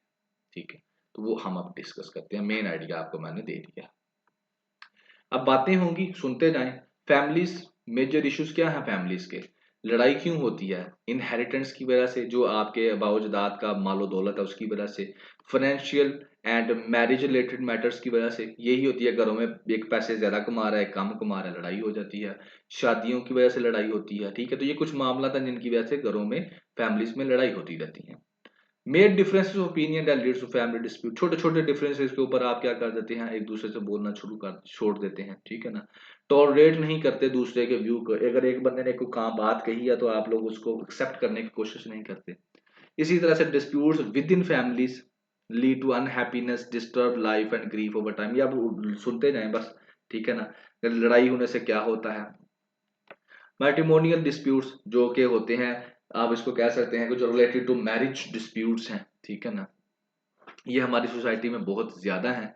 फाइट्स होती हैं सिबलिंग्स के दरमियान, बहन भाइयों के दरमियान, जो चिल्ड्रन हैं, खास तौर पर जो लड़के हैं उनके दरमियान, पेरेंट्स के दरमियान, और क्लोज रिलेटिव्स जो हैं उनके दरमियान भी होती रहती हैं। ब्रदर्स जो हैं वो एक दूसरे से बोलते नहीं है, तल्लुक ला तल्लुकी का इंतजार करते हैं, बोलते नहीं है, कोल्ड वार शुरू हो जाती है कि डायरेक्ट एक दूसरे को हिट नहीं करना, बस दूर तीसरा बंदा बातें सुनता है एक दूसरे की क्या करनी, गॉसिप वगैरह करनी है। तो ये तो सारी चीजें अनहेल्थी हैं, पेनफुल हैं, ईगो बन जाती है, जात जो है ना उसके ऊपर बात, यानी कि ईगो अपनी अपनी लेकर बैठे रहते हैं। थर्ड पार्टी जो है अभी इसमें गॉसिप करती है। फ्रेंड्स जो हैं वो भी आपस में छोटी छोटी मिसअंडरस्टैंडिंग्स के ऊपर जो है वो भी नाराज हो जाते हैं। लोगों के दरमियान इंक्लूडिंग लव्स वंस एंड, ये नेचुरल है लोगों के दरमियान के लड़ाई वगैरह का हो जाना। फैमिलीज कहा जाता है कि सोसाइटी की बिल्डिंग ब्लॉक्स हैं। फैमिलीज जो हैं need to develop inside wisdom and willingness to address internal issues they rise before the land. यानी कि फैमिलीज को क्या चाहिए कि उनके अंदर विजडम होनी चाहिए, इंसाइट होनी चाहिए, ताकि वो अपने मामलात को जो है अच्छे तरीके से हैंडल कर सकें। इससे ज्यादा पहले के बहुत ज्यादा देर हो जाए। अब ये डिटेल है, सारी बात मैंने बता दी है जो ओपिनियन में है। बात यही है कि लड़ना, रिश्तेदारों से लाताल्लुकी करना, नाराजगी ज्यादा देर तक रखना, ये चीज अल्लाह ताला को पसंद नहीं है। ठीक है, और उसके सोसाइटी के ऊपर भी नेगेटिव इफेक्ट्स पड़ते हैं, वो भी आपके साथ बताता हूँ। इंडिविजुअल्स और ग्रुप्स और इंडिविजुअल्स पार्ट ऑफ मेडिएटर्स, यहाँ पर ये है कि वो लोग लड़ तो पड़ते हैं लेकिन कुछ जो है पार्ट ऑफ मेडिएशन करवा दें, सुलह करवा दें। ठीक है ना, अगर दोनों के दरमियान लड़ाई हो जाती है तो सुलह करवानी। आइडियल सिचुएशन तो ये है कि पार्टीज खुद ही रिकग्नाइज कर लें दो जो है कि उनके डिफरेंस जो है वो क्या है, और खुद ही वो डायलॉग वगैरह करके अपनी सुलह कर लें। लेकिन अगर नहीं होता तो थर्ड पार्टी बीच में आए और उनकी सुलह करवा दे, और ये इस्लाम में बहुत ज्यादा रिकमेंड की जाती है चीज। और ये जरूरी है एक पीसफुल एनवायरनमेंट के लिए, लोगों के दरमियान एक पीस रखने के लिए, कि अगर दो लोगों की आपस में लड़ाई हो गई है तो फिर क्या किया जाए, थर्ड पार्टी बीच में इन्वॉल्व कर दीजिए। और यहाँ पर एक छोटी सी एक्स्ट्रा बात भी ऐड कर दूं, जैसे कि इस्लाम की तालीमात में ये है कि अगर मर्द और औरत यानी कि बीवी और शोहर की लड़ाई हो जाती है, नाराजगी हो जाती है, और वो नाराजगी वैसे तो ये है छोटी मोटी तो चलो होती है, लेकिन बहुत बड़े लेवल पर अगर उनकी चली जाती है नाराजगी, तो फिर क्या करे, जो मर्द है, जो मेल है, जो हस्बैंड है, एक वो अपनी तरफ से वकील नॉमिनेट कर ले एक बंदा, और दूसरी तरफ से जो फीमेल है, जो वाइफ है, वो नॉमिनेट कर ले, वो दोनों आपस में बैठकर डिस्कशन कर ले, उनका मामला रिजोल्व करवा दें। और इसी तरह से इस्लाम में यह है कि अगर दो पार्टीज की आपस में लड़ाई होती है, झगड़ा हो जाता है, कॉन्फ्लिक्ट हो जाता है किसी वजह से भी, तो थर्ड पार्टी, थर्ड पर्सन जो है वो क्या करे, बीच में मेडिएशन करे और उनकी सुलह करवा दे। और इन द सेम फैशन अगर इस चीज को मैं इंटरनेशनल रिलेशंस इन बच्चों ने सब्जेक्ट रखा हुआ है, तो वहां पर भी है कि डिस्प्यूट्स जो हैं उनको सॉल्व कैसे किया जाता है, तो उसके मेथड्स हैं। ठीक है, और उन मेथड्स के अंदर एक ये भी है। ठीक है, थर्ड पार्टी वाला, जिस तरह से अभी रिसेंटली आपके सामने है कि सऊदी अरेबिया और ईरान की जो बड़े सालों से लड़ाई थी, उसके अंदर थर्ड पार्टी चाइना आया और चाइना ने सुलह करवा दी। ठीक है, इसी तरह से पाकिस्तान की जब वार होती है 1965 की, तो उसके अंदर पाकिस्तान और भारत जो है उनकी लड़ाई थी, तो वहां पर जो है आई थिंक सो रशिया ने मॉस्को में उनकी सुलह, वहां पर उसने एक अहम किरदार अदा किया। तो जस्ट लाइक दिस, ये बहुत ज्यादा जरूरी है दुनिया के अमन के लिए, और खास तौर पर आपकी फैमिलीज जो है उनके अमन के लिए, और आपकी सोसाइटी के अमन के लिए। ठीक हो गया जी। और अल्लाह ताला को भी ये चीज बहुत ज्यादा पसंद है। कुरान और हदीस जो है वो भी जो है लोगों के दरमियान सुलह करवाने को पसंद करते हैं। ठीक है ना, और यहाँ पर कि कुरान की एक आयत है जिसका तर्जमा लिखा हुआ है कि अगर कोई पार्टी जो है, मांग बिलीवर्स, अगर उनके दरमियान लड़ाई हो जाती है, तो आप लोग क्या करें, उनके दरमियान पीस करवा दें। लेकिन अगर उनमें से एक जो है वो हद को क्रॉस कर जाए, ठीक है ना, और दूसरे के अगेंस्ट, ठीक है ना, और अल्लाह की हद को भी वो क्रॉस कर जाए, but if it complies that makes peace between them with justice and be fair, for God loves those who are fair. तो यहाँ पर ये कहते हैं कि अगर दो के दरमियान लड़ाई हो जाती है तो आप लोग सुलह करवा दें, लेकिन एक बंदा जो है बीच बीच में से वो नहीं सुलह करता, वो कहता है कि मैं बड़ा चौधरी हूँ, मैं नहीं सुलह करनी, मैं ये कर दूंगा, मैं वो कर दूंगा, तो फिर आपको भी इजाजत है कि आप उसको थोड़ा सा खींचें। ठीक है ना, then fight against the one, कि जो बहुत ज्यादा अकड़ता है, बहुत ज्यादा कहता है कि मैं सुलह नहीं करने वाला, मैं ये कर दूंगा, मैं वो कर दूंगा, या दूसरे को नुकसान पहुंचाने की बातें करता है, तो फिर आपको चाहिए कि वो जो ज्यादा अग्रेसर बनता है ना, उसको जरा दौड़ से पकड़े कि भाई तुझे क्या कुछ ज्यादा प्रॉब्लम है। ठीक है, लेकिन अगर वो फिर वापस आ जाता है कि ठीक है मैं सुलह कर लेता हूँ, तो फिर आप उसको नुकसान नहीं पहुंचा सकते। ठीक है, और ये जरूरी है। और यहां पर वो कहता है कि आप लोग नोट करें कि क्या है, stress on justice and fairness, fairness और जस्टिस के ऊपर कितना जोर दिया गया है कि जस्टिस करें, ज्यादती ना करें। और यहां पर फिर ये भी कहा गया है कि अग्रेसर जो होता है उसकी ये है कि अनजस्ट कंप्रोमाइज ना करें, कि एक ए पार्टी है, एक बी पार्टी है, ए जरा माड़ी है, कमजोर है, पुअर है, बी जरा रिच है, स्ट्रॉन्ग है, तो बी की शर्तें ही सारी आप मान लें, ए के साथ ज्यादती कर दें, ये भी गलत है। विन विन सिचुएशन होनी चाहिए दोनों की, ऐसी सुलह हो कि दोनों की विन विन हो।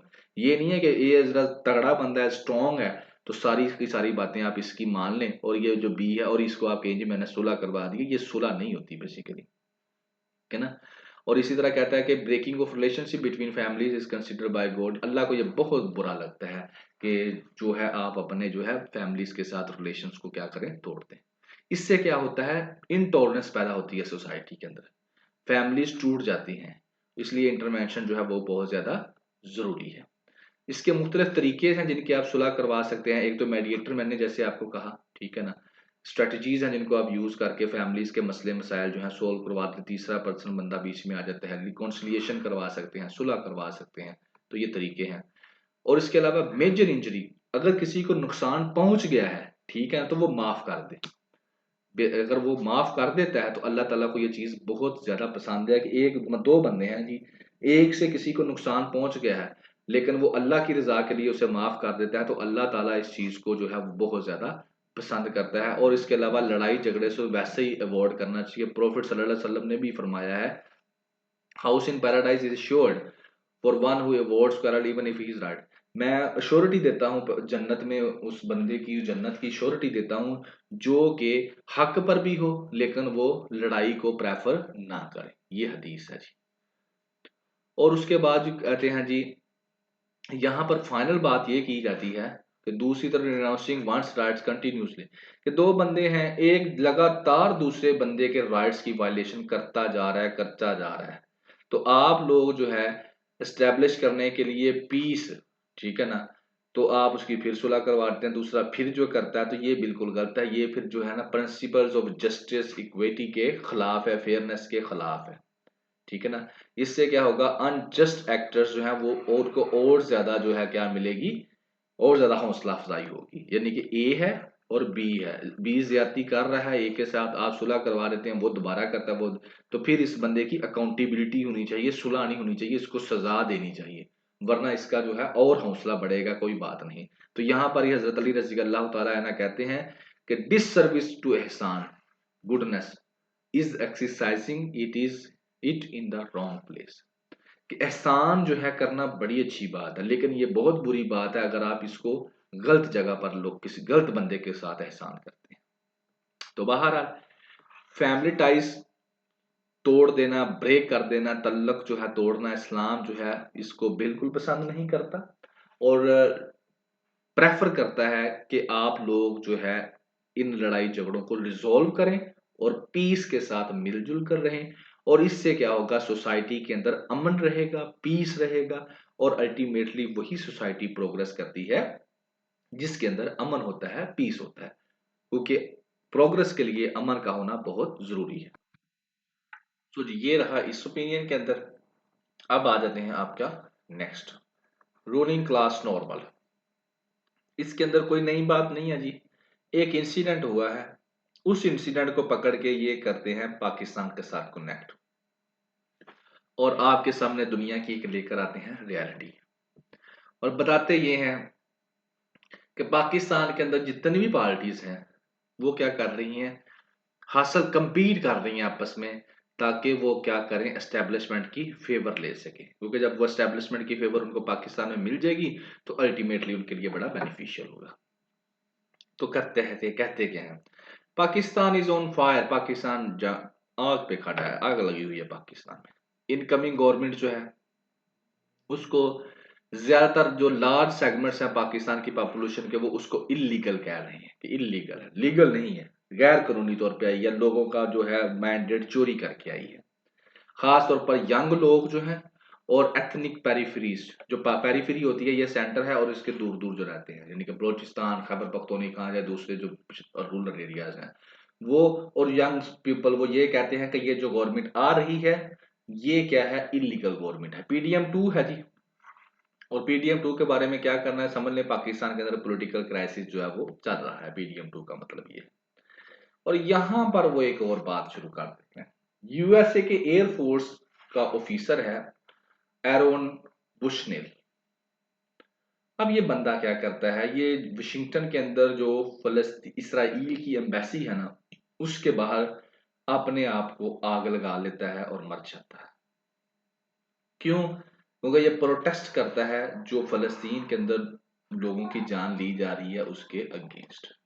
ये हैं जी भाई साहब, ये आप क्या करते हैं, ये देख रहे हैं आप, इसरो ने अपने जिस्म को पे आग लगा दी है। यूएसए की एयरफोर्स का ये बंदा था और ये वाशिंगटन के अंदर जो है एम्बेसी है इसराइल की, और वहां पर जाकर उन्होंने ये काम किया। अब ये काम हो गया, ठीक है जी, हो गया। क्यों किया? क्योंकि वो कहते हैं कि जेनोसाइड जो फलस्तीन में हो रहा है उसके अगेंस्ट मैंने ये काम किया है, उसके प्रोटेस्ट में। कहते क्या है, आखिरी वर्ड्स क्या थे? बस बात यही है मेन जो डिस्कस करने। आखिरी वर्ड्स ये थे जब इन्होंने अपने आप को आग लगाई उससे पहले, this is what our ruling class has decided is normal. यही है मेन जान इस ओपिनियन की कि इस दुनिया में जो भी हो रहा है ना, ये बेसिकली जो हमारे रूलिंग क्लास है ना, जो रूल कर रही है, उसके लिए ये उन्होंने फैसला कर दिया कि ये नॉर्मल चीज है, इसमें इतना ओवर रिएक्ट करने की जरूरत नहीं है। और उसके अंदर वो क्या कह रहा है कि मुख्तलिफ चीजें हैं जिसको रूलिंग क्लास क्या कह रही है, नॉर्मल कह रही है।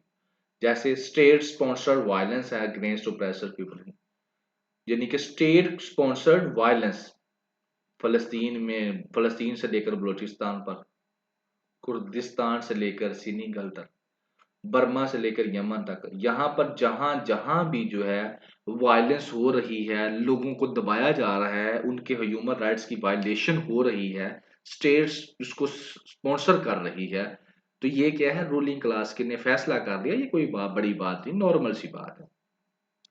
स्टेट का जो टेरर है सेल्फ डिफेंस के नाम पर, स्टेट क्या कहती है, सेल्फ डिफेंस के नाम पर मुख्तलिफ किस्म की एक्टिविटीज करती है, ये भी नॉर्मल है।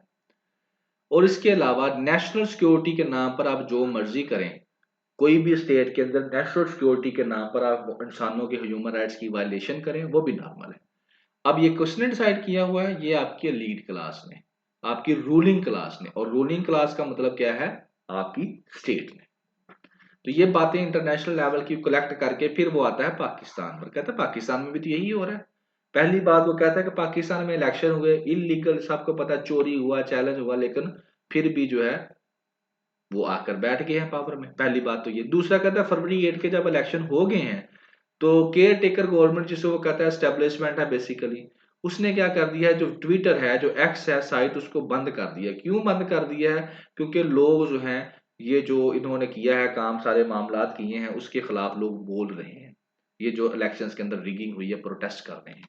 तो पीटीएम 2.0 को जो है पावर में लाने के लिए, और ये क्या है, पोस्ट पोल रिगिंग है सारी की सारी, तो उन्होंने ट्विटर को ही बंद कर दिया। ये किसने किया? स्टेट ने किया है, क्योंकि उसके लिए ये एक नॉर्मल चीज है कि इलेक्शंस में ये वो हो जाना कोई बड़ी बात नहीं है। जर्नलिस्ट को वार्निंग दी जाती है। असद तूर जो उसको एफआईए वाले जो नाबियली उठाकर ले जाते हैं। And in a nutshell वो ये कहता है, this is what to Bushnell immortal words Pakistan militarised ruling class has decided is normal. कि जिस तरह पूरी दुनिया के अंदर ये चीजें जो है ये रूलिंग क्लास समझती है ना, नॉर्मल है, इसी तरह पाकिस्तान के अंदर ट्विटर बंद कर देना, पीडीएम 2 इंस्टॉल कर लेना, और उसके साथ साथ जर्नलिस्ट को धमकाना, वार्निंग देनी, एफआईए वाले उठाकर ले जाना, और बाकी जितने भी स्टेट काम यहाँ पर कर रही है। जैसे अगर मैं इसकी लिस्ट खोलूं तो बहुत लंबी है, ठीक है ना। लोगों के घरों में छापे मारना, लोगों की जो है ना औरतों को घसीटना, उनके कपड़े फाड़ देना, और उनको ब्लैकमेल करना कि पीटीआई को छोड़ दो, और इस तरह के और बड़ी चीजें हैं जो पाकिस्तान में हो रही हैं। तो ये सारी की सारी they are normal for the ruling class, ये कोई बड़ी बात नहीं है, ये नॉर्मल है। फिर वो आगे और पीछे जाता है तो कहता है नवाज शरीफ साहब थे उस वक्त पावर में जब 2015 के अंदर जो है पीईसीए इनटू लॉ में आया। अब ये पीईसी है क्या है? ये है पीका, जो कि 2016 में बनाया गया, और उस वक्त नवाज शरीफ साहब थे प्राइम मिनिस्टर, और बेसिकली ये मीडिया की पावर्स को कंट्रोल करने के लिए बनाया गया था। ये जो है ये अभी मैं आपके साथ डिस्कस करता हूँ नेक्स्ट स्लाइड में, पहले इसको कंप्लीट कर लें। फिर यहाँ पर वो कहता है कि जो भी रूलिंग क्लास है ना बेसिकली, वो सारी की सारी compete कर रही है कि स्टैब्लिशमेंट की क्या कर ले, फेवर ले ले। पाकिस्तान पीपल्स पार्टी सरफराज बुगटी को और जमाल रेसानी को बलूचिस्तान में अंदर वो फिट कर रहे हैं गवर्नमेंट के अंदर। किस लिए कर रहे हैं? इसलिए नहीं कर रहे कि वो रिलीफ जो है दे सकें, गवादर में जो लोग डूब रहे हैं सैलाब बारिश की वजह से, उनको रिलीफ दे सके पाकिस्तान पीपल्स पार्टी, इसलिए नहीं कर रहे, बल्कि इसलिए कर रहे हैं बिकॉज वो रूल करना चाहते हैं। ठीक है। आपको पता है ग्वादर के अंदर जो है क्या हाल हुआ है, अभी बारिशें आई हैं और काफ़ी जो है वहाँ पर, जैसे ये है हेल्प अस ग्वादर और ये लोग, ये हाल है। तो वो कहता है यहाँ पर जो है ना, ये रूलिंग क्लास जो पाकिस्तान पीपल्स पार्टी जो है बलूचिस्तान के अंदर ये सरफराज बुगटी को या इनको फिट कर रही है, तो इसलिए नहीं फिट कर रही कि वो आपकी ग्वादर वालों की कोई हेल्प करने के लिए आ रहे हैं, बल्कि क्या है, ये रूलिंग क्लास है, ये अपने मफादात को फॉलो करते हैं। तो बहरहाल यहाँ पर एक पीका मैंने वर्ड बोला था, उसका भी बता दूं।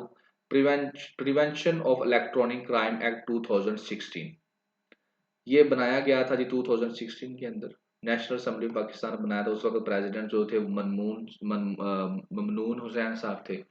इसमें क्या है, फेक इंफॉर्मेशन जो है अगर आप देगा कोई भी बंदा टेलीविजन के ऊपर, ठीक है ना, उसको क्या किया जाएगा, इलेक्ट्रॉनिक क्राइम के तहत उसकी क्या किया जाएगा, इसको एक इलेक्ट्रॉनिक क्राइम कंसीडर किया जाएगा। यानी कि नाम से ही ज़ाहिर है प्रिवेंशन ऑफ इलेक्ट्रॉनिक क्राइम, यानी कि मीडिया वाले ज़रा एहतियात करें, अगर कोई उल्टी सीधी बात कर देते हैं, किसी को क्रिटिसाइज कर देते हैं, तो इस क्राइम एक्ट के तहत उनको भी खींचा जा सकता है और खींचा भी जा रहा है। ये क्या है, ये रूलिंग क्लास को पसंद नहीं है कि उसको कोई क्रिटिसाइज करे, ठीक है। तो रूलिंग क्लास ने जो सर्कल बनाया हुआ है नॉर्मल का, तो ये उससे हटकर था।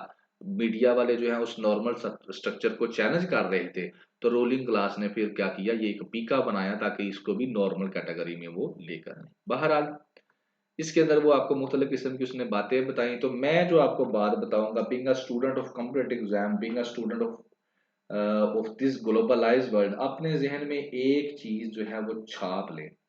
जितनी जल्दी छाप लेंगे उतनी जल्दी आपको दुनिया की समझ आनी शुरू हो जाएगी। और वो यही चीज है, इस दुनिया में दो क्लासें हैं सिर्फ, ओनली टू क्लासेस पूरी दुनिया के अंदर, one is rich and second is poor. कोई यहाँ पर मुसलमान नहीं है, कोई यहाँ पर ईसाई नहीं है, कोई यहाँ पर हिंदू नहीं है, कोई बुद्ध मत नहीं है, कोई सेकुलर नहीं है, कोई कुछ नहीं है, कोई मजहब नहीं है। सिर्फ इस दुनिया में दो तरह के इंसान आपको नजर आएंगे, और वही इस ग्लोबलाइज्ड वर्ल्ड की हकीकत है। एक वो है जो रिच है, जो रूलिंग क्लास है, जो दुनिया को रूल कर रही है। दूसरे वो हैं जो पुअर हैं, जिनके ऊपर रूल किया जा रहा है। बस यही दो बंदे हैं। अब आप किस कैटेगरी में हैं वो आपको पता होना चाहिए, वेयर यू फॉल। अभी मैं इसकी सादी सी मिसाल देता हूं कि आपको सीएसएस में ना कुछ साल पहले जो एक ऐसे आया था, और वो ऐसे ये था, are modern wars holy wars. क्या जो मॉडर्न वार्स हैं, ये वाली जो जंगें हैं, ये होली वार्स हैं। होली बेसिकली मजहब के नाम पर जो जंगें लड़ी जाती हैं। तो ये एक उसने एग्जामिनर ने क्वेश्चन पूछा था, एक आपकी अप्रोच पूछी थी, और ये अप्रोच अगर हम इस ग्लोबलाइज वर्ल्ड पे लगाएं ना, तो कोई भी जंग यहाँ पर मजहब के नाम पे नहीं हो रही। हाँ, मजहब को इस्तेमाल जरूर किया जा रहा है, इस्तेमाल जो बड़ा प्यारा कर रहे हैं। मजहब को इंडिया वाले इस्तेमाल कर रहे हैं पॉलिटिक्स के अंदर, मजहब को पाकिस्तान वाले भी इस्तेमाल कर रहे हैं, मजहब को इसराइल वाले भी इस्तेमाल कर रहे हैं। क्यों? क्योंकि इस मजहब को इस्तेमाल करके ये जो क्लास है ना, जिनको रूल करना है, जरा रूल करना आसान हो जाता है। ये फिर आपको जरा फॉलो करना शुरू हो जाते हैं, आपको सपोर्ट करना शुरू हो जाते हैं। लेकिन असल में मजहब को इस्तेमाल करके क्या किया जाता है, अपने पर्सनल इंटरेस्ट, जो रूलिंग क्लास के इंटरेस्ट है। रूलिंग क्लास का इंटरेस्ट क्या है? रूलिंग क्लास का सबसे बड़ा इंटरेस्ट ये है कि वो रूलिंग इसी ग्रुप में रहे, ए ग्रुप में रहे, इस ग्रुप में ना कहीं बंदा चला जाए। ये है सबसे बड़ा डर उनको, और इसको लिए यही है उनका सबसे बड़ा इंटरेस्ट, कि वो रूलिंग कैटेगरी के अंदर ही रहें, उस कैटेगरी के अंदर ना चले जाएं जहां पर गरीब लोग हैं। और इसमें रहने के लिए उनको मजहब इस्तेमाल करना पड़े, उनको जो मर्जी करना पड़े वो करते हैं। That is the biggest interest. और इसकी भी अगर इस मिसाल दूं तो सऊदी अरेबिया आपके सामने है।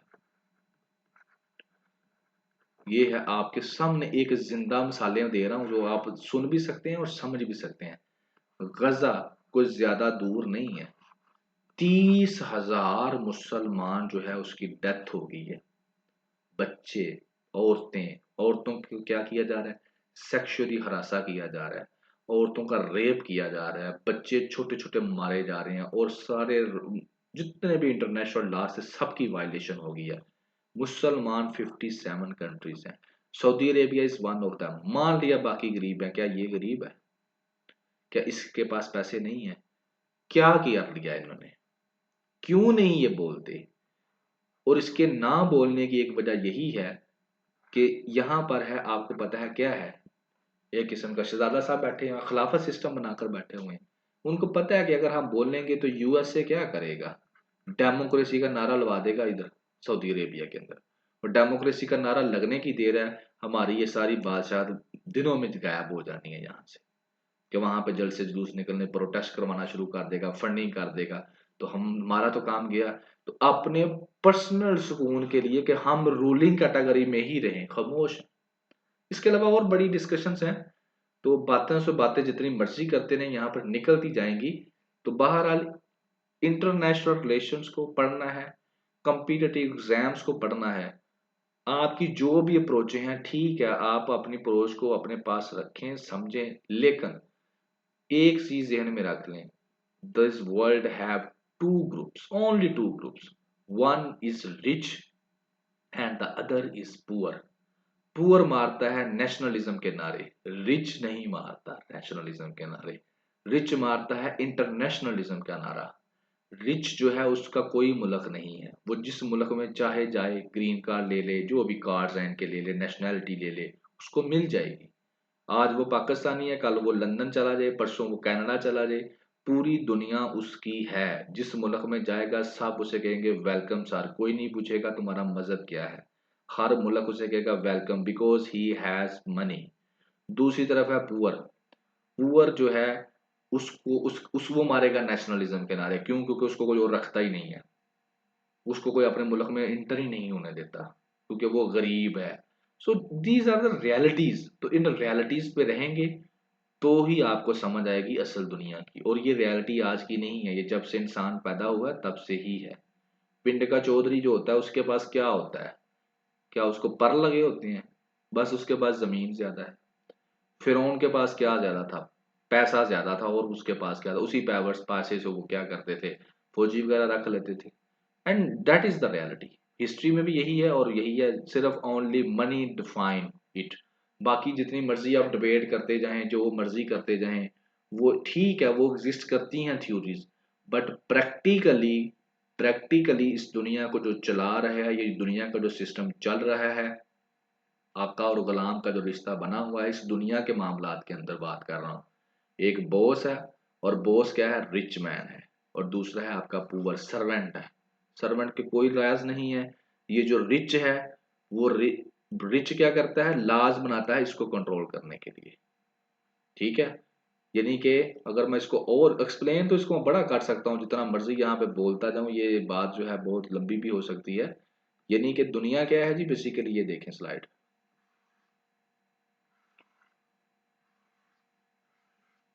ठीक है, ये एक थ्योरी है इंटरनेशनल रिलेशंस वाले बच्चों को अगर पता होगा, इंटरडिपेंडेंस की थ्योरी है।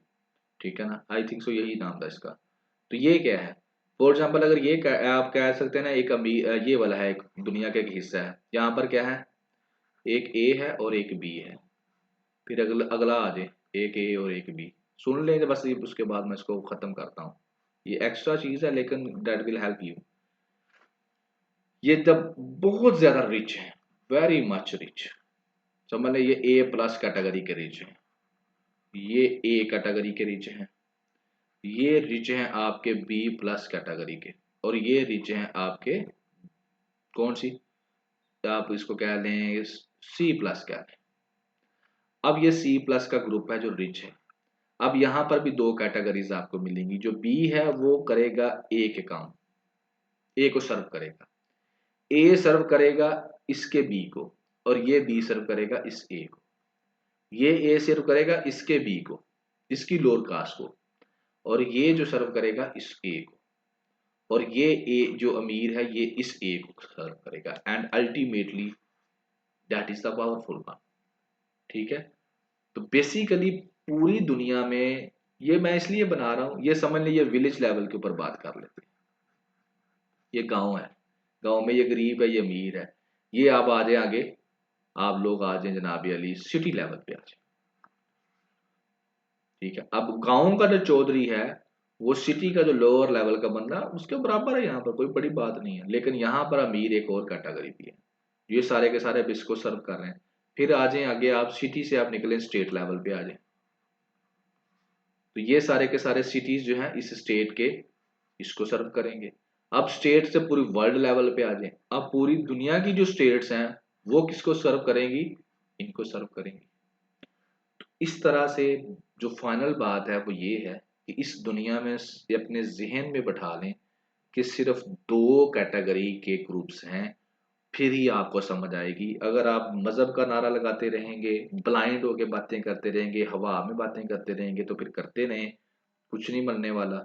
रियलिटी बेस्ड बात करेंगे समझ भी आएगी आपको, और रियलिटी यही है, अपने जेहन में एक कंसेप्ट क्लियर कर दें।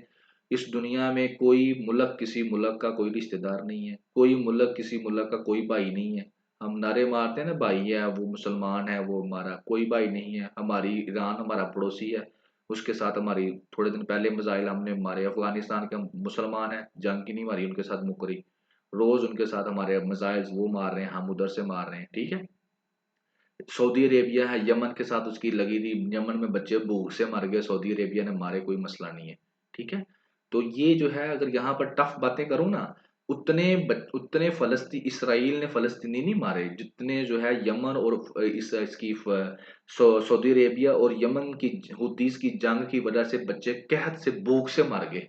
ये तो सिर्फ 30,000 मरा है ना फलस्तीन के अंदर, और वहां पर जो है लाखों में बच्चा मरा है, लाखों में लोग मरे हैं। लेकिन वो मीडिया पर नहीं आ सकता ना, मीडिया पे नहीं आया, तो वो किसने मारे, दो मुसलमानों ने आपस में लड़के। मुसलमान जो थी, मुसलमानों की खिलाफ कितने बड़े थे, मुसलमानों का एरिया जो था इनके अंदर कंट्रोल में, आपस की लड़ाइयों की वजह से। मुगल जो है इधर से कैसे मर गए, सारे खत्म हो गए, तबाह हो गए, और हमें एंड पे मुसलमानों को ये छोटा सा पीस मिल गया, बाकी सारा हिंदुओं ने ले लिया। क्यों? आपस की लड़ाई नहीं इनकी खत्म होती थी। सो ये बिटर रियलिटीज है। और आपस की लड़ाई क्या है, इंटरेस्ट, कि मैंने कौन सी क्लास में जाना है, ये ए ग्रुप में रहना है या बी ग्रुप में जाना है। यही लड़ाई है हमेशा से, और यही आगे भी है। इस लड़ाई को एक्सेप्ट करें, ये रियलिटी है। इंटरनेशनल रिलेशंस में कोई किसी का कुछ नहीं लगता, सारे मफाद के हैं। चाइना हमारा कोई दोस्त नहीं है, कोई भाई नहीं है, कोई चक्कर नहीं है। चाइना को इंटरेस्ट है हम में, क्यों? क्योंकि हम एक मार्केट है। जिस तरह पूरी दूसरे मुल्कों के साथ वो डील करता है, उसी तरह से हमारे साथ डील करता है। तो लिहाजा ये कंसेप्ट बिल्कुल क्लियर कर दें कि दो कैटेगरी हैं, रिच एंड पुअर। लोगों के ताल्लुक हो, मुल्कों के ताल्लुक हो, कि हम भी ताल्लुक हो, इसी के ऊपर पैरामीटर रख के ये दुनिया चल रही है। और इसी को समझेंगे तो आपको इंटरनेशनल रिलेशन जो है वो समझ आएंगे, ग्लोबलाइज वर्ल्ड समझ आएगी, कम्पिटेटिव एग्जाम्स में आप भी कोई बात लॉजिक के साथ कर सकेंगे। सो जी, इंशाल्लाह नेक्स्ट जिंदगी रही तो फिर लेक्चर के साथ हाजिर होंगे। तब तक दुआ में याद रखिएगा। अल्लाह हाफिज।